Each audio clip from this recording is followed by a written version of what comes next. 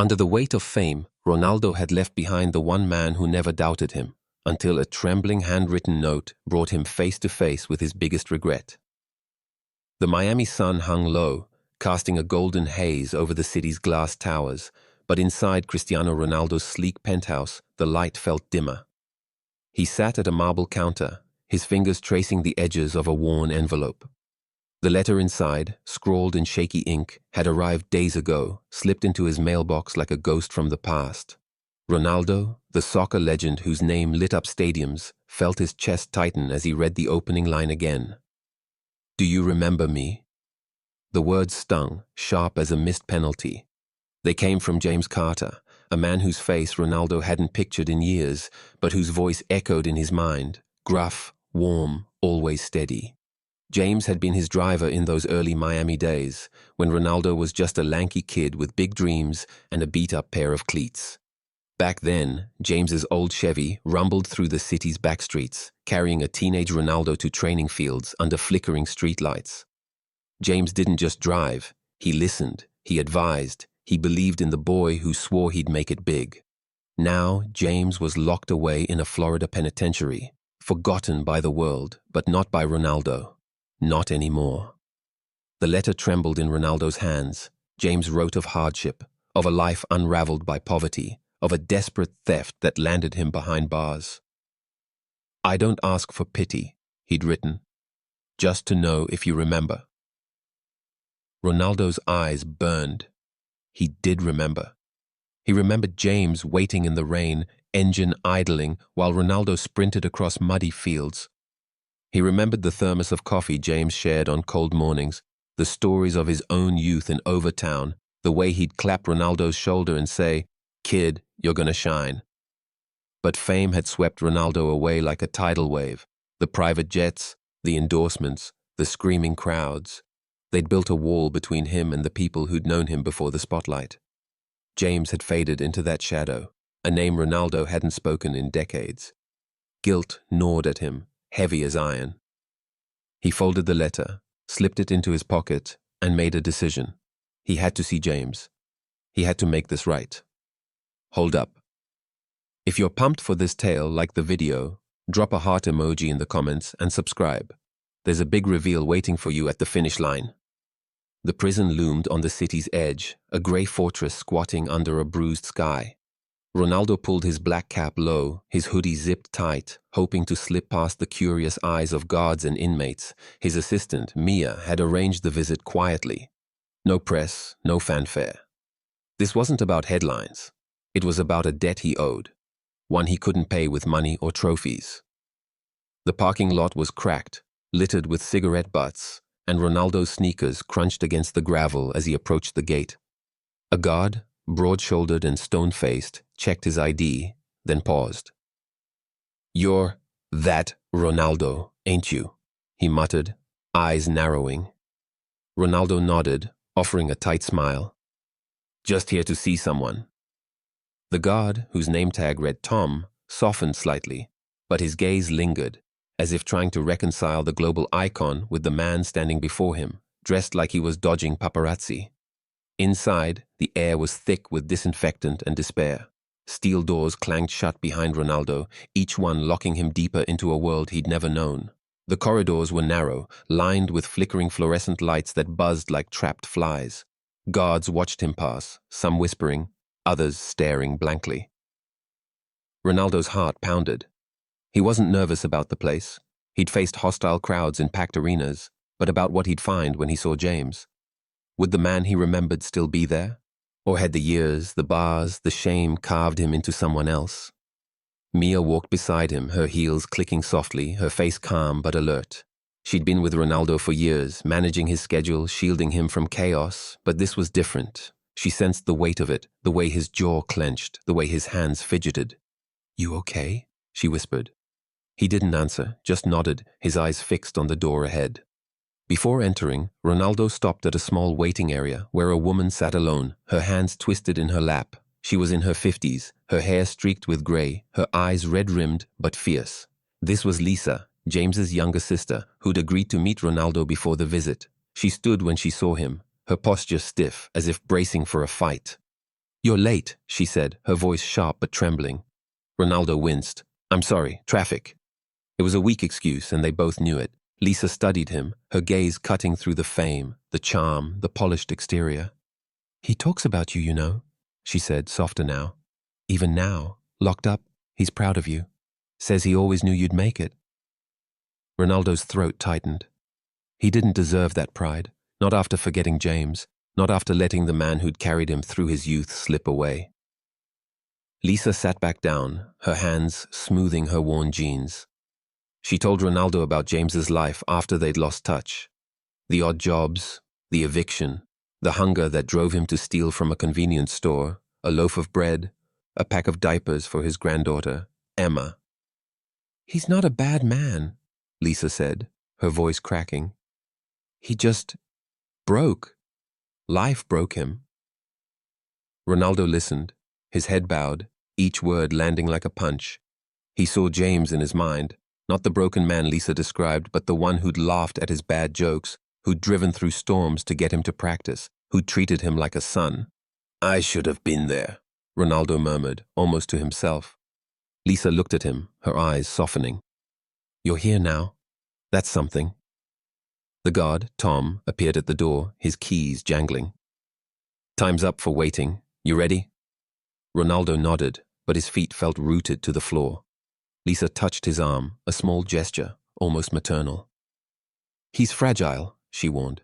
Don't promise what you can't give. Ronaldo met her gaze, his voice low but firm. I won't. He followed Tom down another corridor, the walls closing in, the air growing heavier. The visiting room was small, sterile, with a scratched metal table bolted to the floor. A single window, barred and smudged, let in a sliver of grey light. Ronaldo stood by the table, his hands in his pockets, waiting.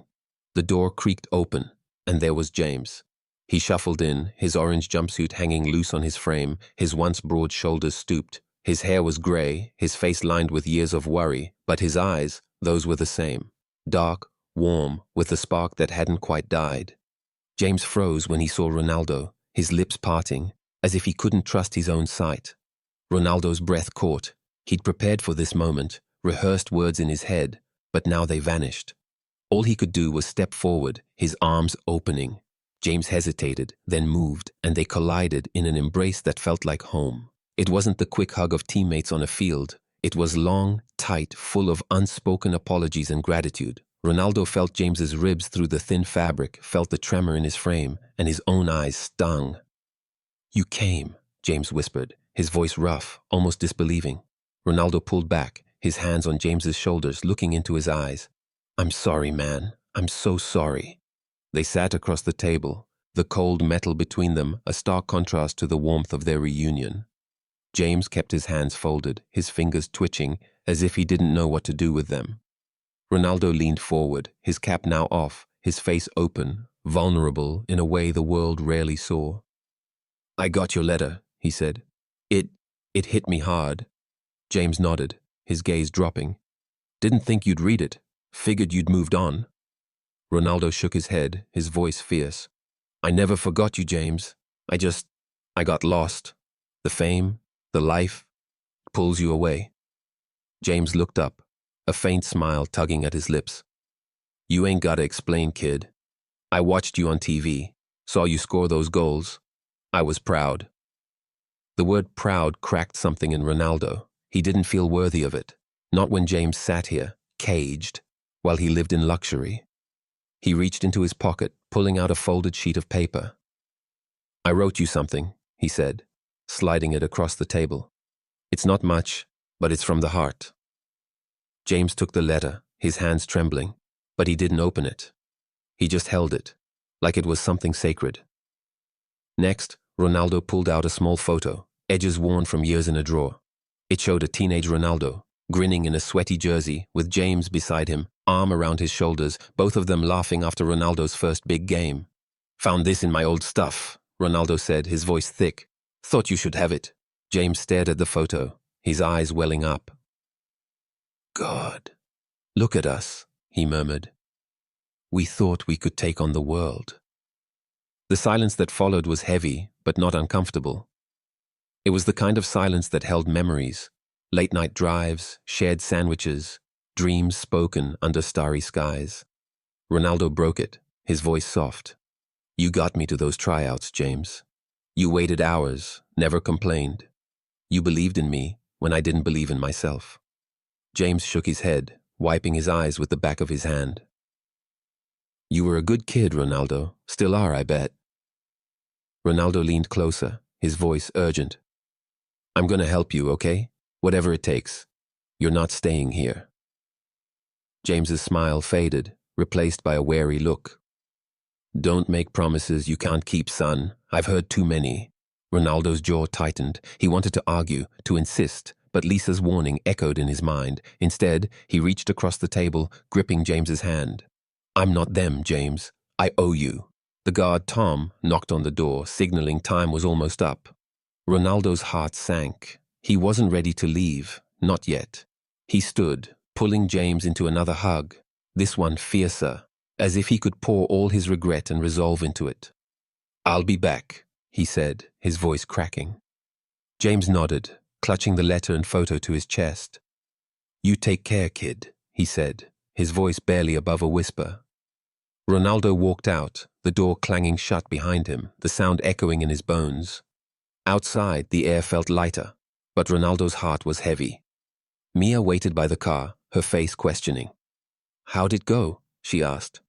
Ronaldo didn't answer, just climbed into the driver's seat, staring at the prison's walls. Lisa emerged, her eyes softer now. You did good in there, she said. He hasn't smiled like that in years. Ronaldo nodded, but the words didn't ease the ache.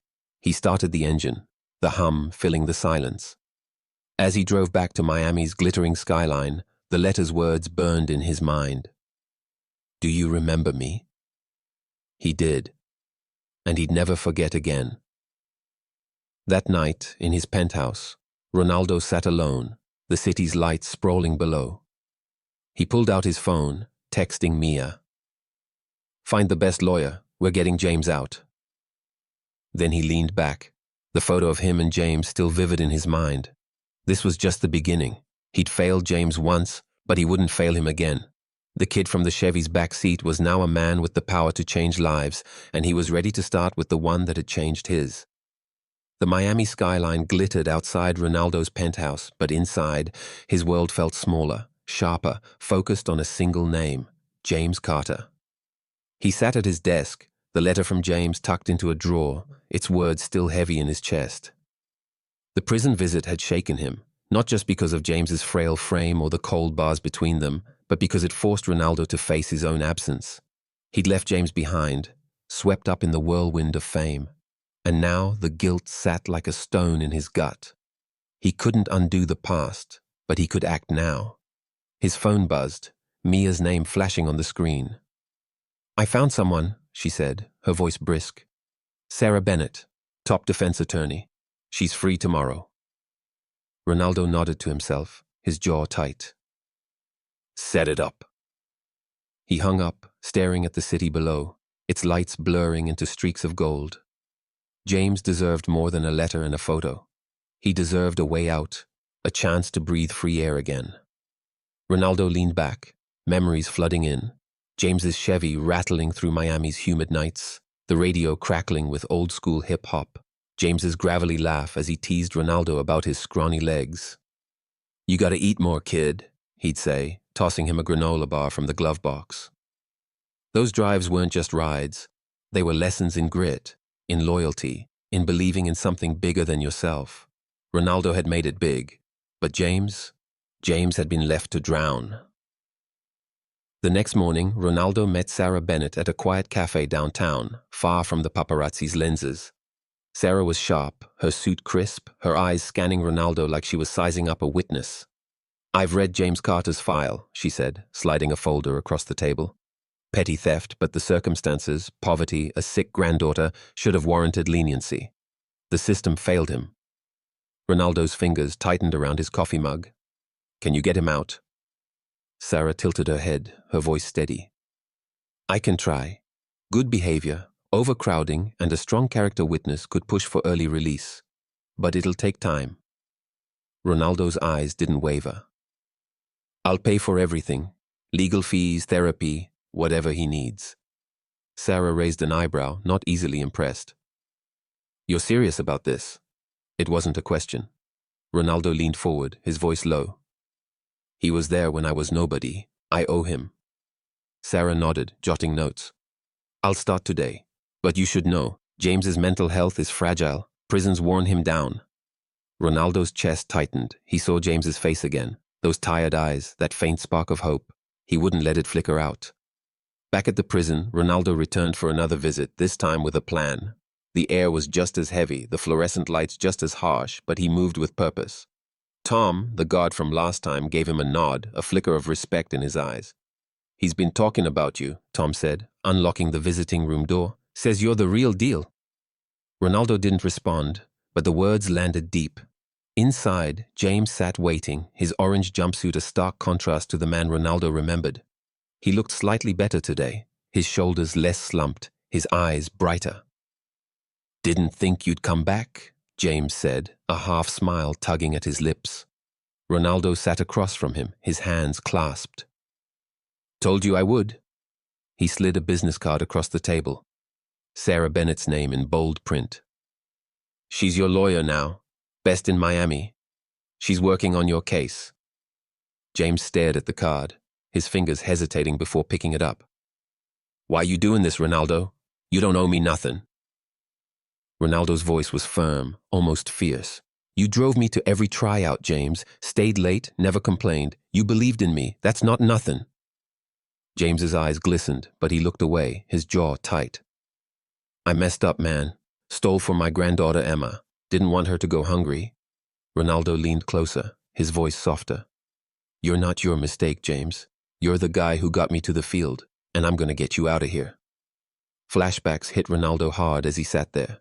He saw James in the Chevy, pulling over to let a teenage Ronaldo practice dribbling on a deserted lot, shouting tips from the window. He remembered the night James drove him to a crucial tryout 2 hours away. The car's AC broken, both of them sweating through their shirts. You got this, kid, James had said, handing him a water bottle. Show him what you're made of. That tryout had caught a scout's eye, the first step toward Ronaldo's stardom.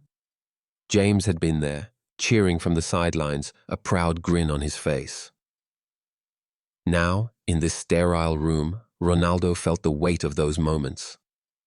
He reached into his jacket, pulling out another small gift, a worn keychain, shaped like a soccer ball that James had given him years ago. Found this in my old gym bag, Ronaldo said, sliding it across the table. You told me it was for luck. James's fingers closed around it, his eyes distant. Thought you'd tossed it, he murmured. Ronaldo shook his head. Kept it all this time. Now it's yours again. James's hand trembled, and for a moment, neither spoke. The silence was thick with shared history, with regrets and hopes intertwined.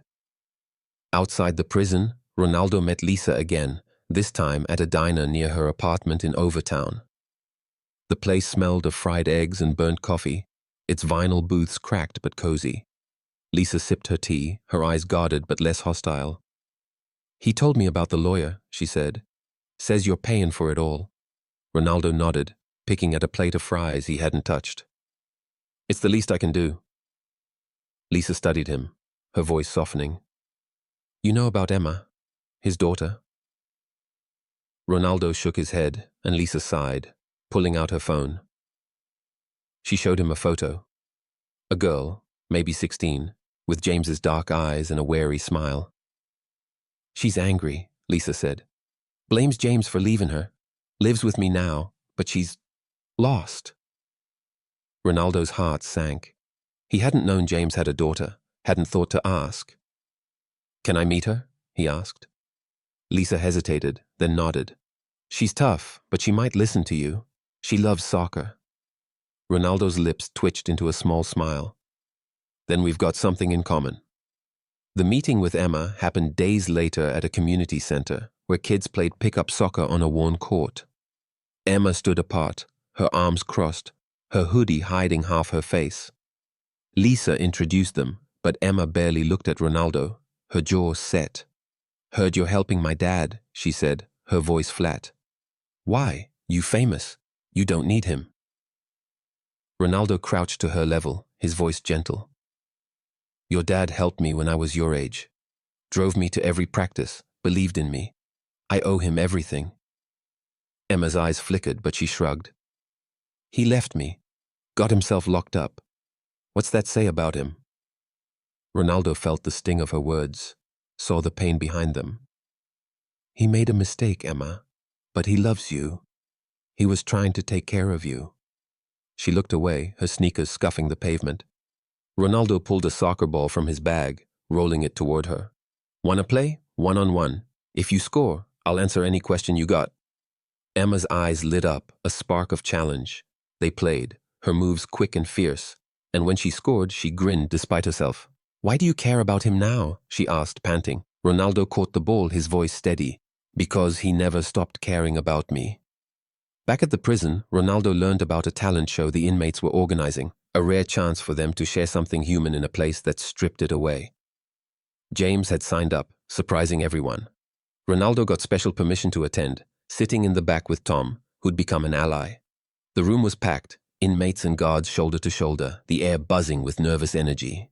James took the stage, his hands shaking as he held a guitar borrowed from a guard. He sang a song he'd written, his voice raw but steady, the lyrics about falling, rising, and finding light in the dark.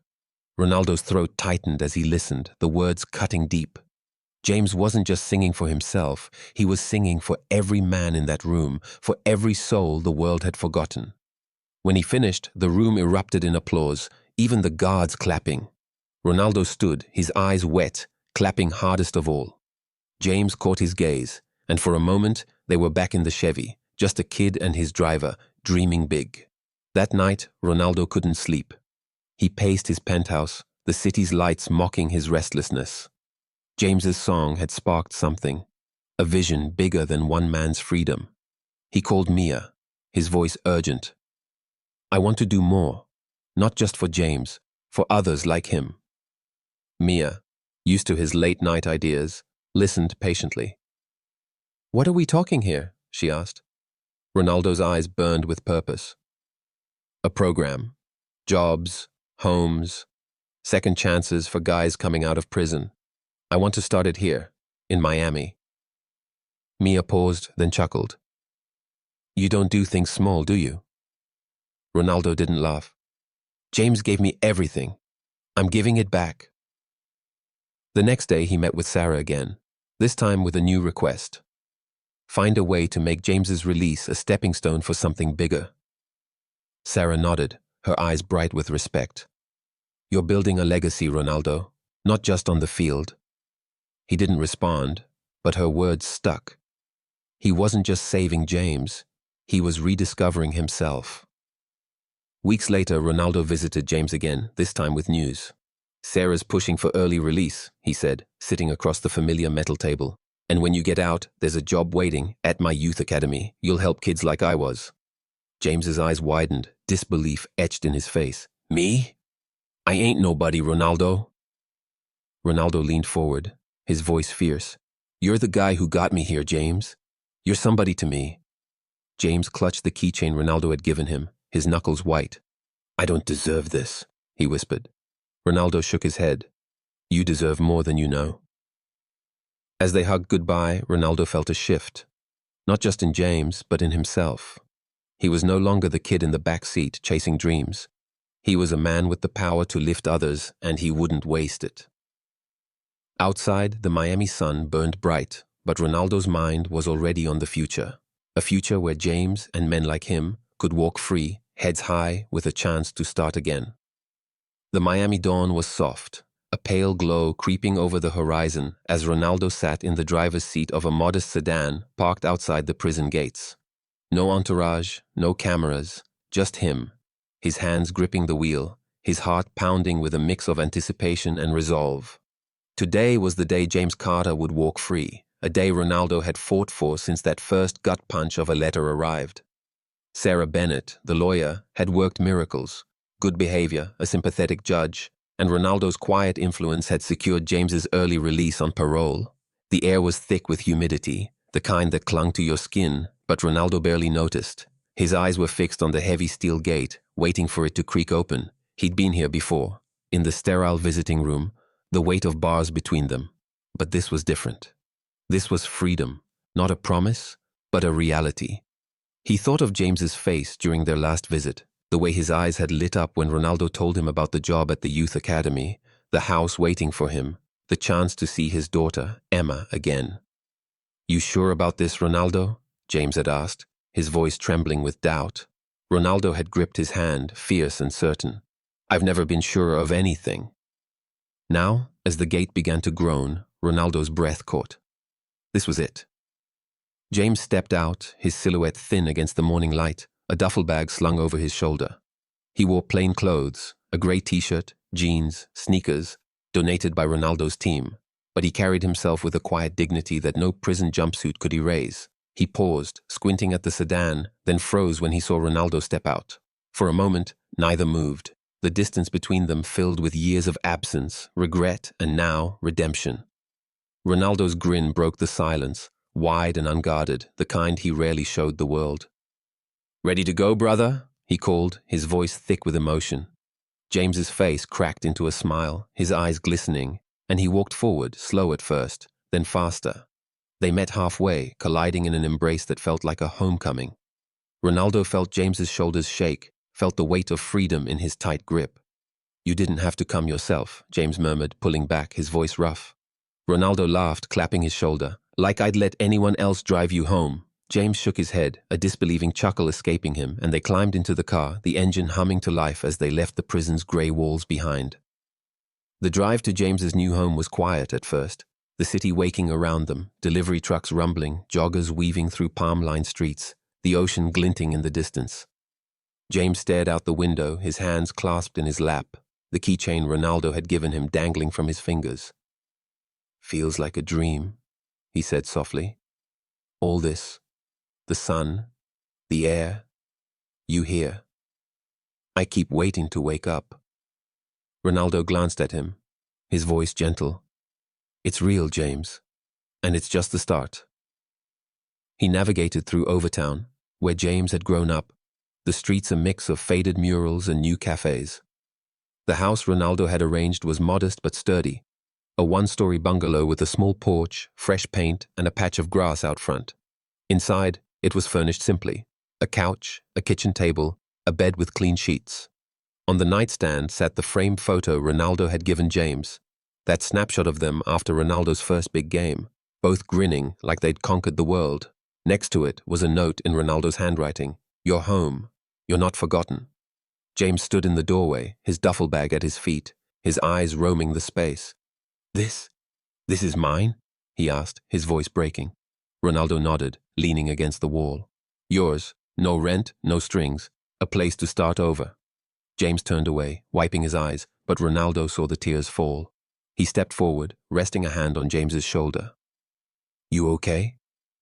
James nodded, his voice a whisper. "More than okay." Emma arrived later that day, brought by Lisa, who'd become a bridge between James and his daughter. The reunion was tentative, raw, full of unspoken hurt. Emma stood in the living room, her arms crossed, her dark eyes so like James's, guarded. James approached her slowly, like she was a deer ready to bolt. "Emma," he said, his voice trembling. "I'm so sorry, baby girl. I messed up, but I'm here now." Emma's jaw tightened, her gaze flickering to Ronaldo, who stood quietly by the door. "You're here 'cause of him," she said, her voice sharp but wavering. James nodded, no defensiveness in his eyes. "Yeah, I am. But I'm staying for you." Lisa touched Emma's arm, murmuring something soft, and Emma's shoulders softened, just a fraction. Ronaldo stepped forward, holding out a soccer ball, the same one they'd played with at the community center. "Thought we could kick this around later," he said, his tone light. Emma's lips twitched, not quite a smile, but close. She took the ball, her fingers brushing James's as she did, a small connection that felt like a spark. They didn't hug, not yet, but the air felt lighter, like a storm had passed. That evening, Ronaldo drove James to the youth academy he'd founded, a sprawling complex with green fields and kids chasing balls under floodlights. James would start work soon, helping coach the younger players, sharing the wisdom he'd once given Ronaldo. As they walked the sidelines, Ronaldo pointed out the drills, the kids' laughter echoing. "You'll fit right in," he said. James shook his head, a faint smile playing on his lips. "Me? A coach? Never thought I'd see the day." Ronaldo stopped, turning to face him. "You coached me, James. Every drive, every talk. You were my first coach." James's eyes glistened, and he looked away toward the field, where a boy scored a goal and cheered. "Guess I got something left to give," he said quietly. Ronaldo clapped his shoulder, the gesture familiar, grounding. "More than you know."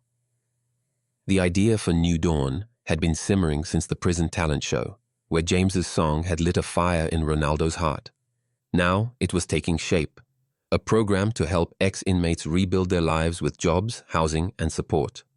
Ronaldo poured his own money into it, meeting with community leaders like Maria Alvarez, a fierce advocate who'd seen too many men like James fall through the cracks. "You're doing something real here," Maria told him at a planning session, her eyes warm but challenging. "But it's got to be more than charity. It's got to be respect." Ronaldo nodded, her words echoing his own thoughts. He wanted New Dawn to be a lifeline, not a handout. Lisa and Emma joined the effort, Lisa as a liaison for families, Emma as a youth ambassador, her passion for soccer a bridge to kids whose parents were incarcerated. Even Sarah, the lawyer, stayed on, offering pro bono work for other inmates. Ronaldo insisted on meeting participants himself, learning their names, their stories. One, Carlos, a former mechanic with a quick laugh, reminded him of James. "You really believe in this?" Carlos asked, skeptical but hopeful. Ronaldo met his gaze, his voice firm. "I believe in second chances. I'm living proof of one." The launch of New Dawn came weeks later, held at the Youth Academy under a clear Miami sky. Dozens gathered, ex-inmates, families, local leaders, even a few reporters Ronaldo couldn't avoid. He stood at a podium, the crowd hushed, his usual charisma tempered by something deeper. "This isn't about me," he said, his voice carrying across the field. "It's about men like James Carter, who gave me everything when I had nothing. It's about giving back, about believing in people the world's given up on." He gestured to James, who stood nearby, uncomfortable in the spotlight but proud. The crowd clapped, and James gave a shy wave, his eyes finding Emma's in the front row. She smiled, a real one this time, and Ronaldo's chest swelled. After the speeches, a community soccer match kicked off, James coaching one side, Ronaldo the other. Laughter filled the air as kids and adults played, Carlos scoring a goal, Maria cheering from the sidelines. Ronaldo watched James, saw the way he encouraged a shy kid, and felt a peace he hadn't known in years. This was bigger than trophies, bigger than fame. That night, back at his penthouse, Ronaldo sat alone, the city's lights sprawling below. He held the letter James had sent, now creased from reading. "Do you remember me?" it began, and Ronaldo's eyes stung. He remembered, and he'd never forget. James was home now, rebuilding with Emma, coaching kids, living with purpose. New Dawn was growing, already helping men like Carlos find work, find hope. Ronaldo thought of the prison's grey walls, the talent show, the drive to James's new house. He'd gone to help James, but James had helped him too, reminded him who he was before the world claimed him. A knock at the door broke his thoughts. It was Mia holding a folder. "First batch of New Dawn applications," she said, grinning. Ronaldo took it, his resolve hardening. "Let's get to work," he said. As Mia left, he opened the folder, names and stories spilling out, each one a chance to make a difference. He thought of James's song, its raw hope, and smiled. The kid from the Chevy's backseat was gone, but the man he'd become was just beginning. Days later, James sat in his bungalow, the photo of him and Ronaldo on the nightstand, the letter beside it. He'd read it countless times, its final line etched in his heart. "You believed in me when no one else did. Now I believe in you." He traced the words, his fingers steady now, his eyes clear. Outside, Emma kicked a soccer ball in the yard, her laughter drifting through the window. James stood, grabbing his jacket. He had a coaching session at the academy, kids waiting for him, kids who needed what he'd once given Ronaldo. As he stepped onto the porch, the Miami sun warmed his face, and he felt something he hadn't in years: purpose. He wasn't his mistake. He was James Carter, a man with a second chance, a man who'd helped a kid become a legend, and now a man ready to help others rise. The world hadn't forgotten him, and he wouldn't forget it either. The story of Ronaldo and James Carter is more than a tale of a soccer star helping an old friend. It's a powerful reminder of the human connections that shape us and the responsibility we carry to give back. Reading through the 3 chapters, I felt a deep emotional pull, a mix of heartache, hope, and inspiration that lingered long after the final words. The narrative captures the raw humanity of 2 men, one a global icon, the other a forgotten figure, reuniting in a way that transcends fame and touches the core of what it means to be human. Ronaldo's journey from guilt to action and James's transformation from despair to dignity offer profound lessons that resonate with anyone striving to live a meaningful life. The first thing that struck me was Ronaldo's vulnerability. Here's a man who's conquered stadiums, dazzled millions, and built an empire, yet he's haunted by the people he left behind. His guilt over forgetting James isn't just a plot point, it's a universal feeling. We've all had moments where life's rush, whether it's chasing a career, building a family, or just surviving, pulls us away from those who mattered most in our early days. The lesson here is clear. No matter how far you climb, you're never too big to reach back. Ronaldo's decision to visit James, to face the cold reality of a prison and own his absence, shows courage that's harder than any goal scored under pressure. In my own life, this pushes me to pause and think about the teachers, friends, or mentors I've lost touch with. A phone call, a note, a visit, these small acts can mend bridges we didn't even realize were broken. James's story hit me just as hard. His fall from a proud, hard-working driver to a man broken by poverty and desperation is a stark reminder of how fragile life can be. One wrong choice, one moment of need, can spiral into years of regret. Yet, what stands out is his resilience, that faint spark of hope that never fully died. When Ronaldo shows up, James doesn't just receive help, he's given back his dignity. This teaches us that redemption isn't about erasing the past, but about offering a hand to help someone stand again. I think of people in my community, those struggling, judged, or forgotten, and realize how a single act of kindness, like Ronaldo's, can shift their trajectory. It's a call to look beyond someone's mistakes and see their worth, to offer support not out of pity, but out of respect. The relationship between Ronaldo and James also underscores the power of gratitude. Ronaldo's success, while earned through talent and grit, was built on the quiet sacrifices of people like James, who drove him through rain-soaked nights and believed in him when he was just a kid with a dream. This reminds me to stay grateful for the unsung heroes in my own life. Parents, co-workers, even strangers who've offered a kind word or a small favor. Acknowledging their impact keeps us grounded, keeps us human. Ronaldo's New Dawn program, born from his gratitude for James, shows how one person's story can spark a movement. It's a challenge to take our gratitude and turn it into action, whether that's mentoring a young person, volunteering, or simply being present for someone who needs it. Emma's arc added another layer of emotional depth. Her anger toward her father, her guarded hope, and her slow reconnection with him mirror the messy reality of family wounds. Ronaldo's role in bridging that gap, through soccer, through patience, shows how healing often requires a third party to hold space for forgiveness.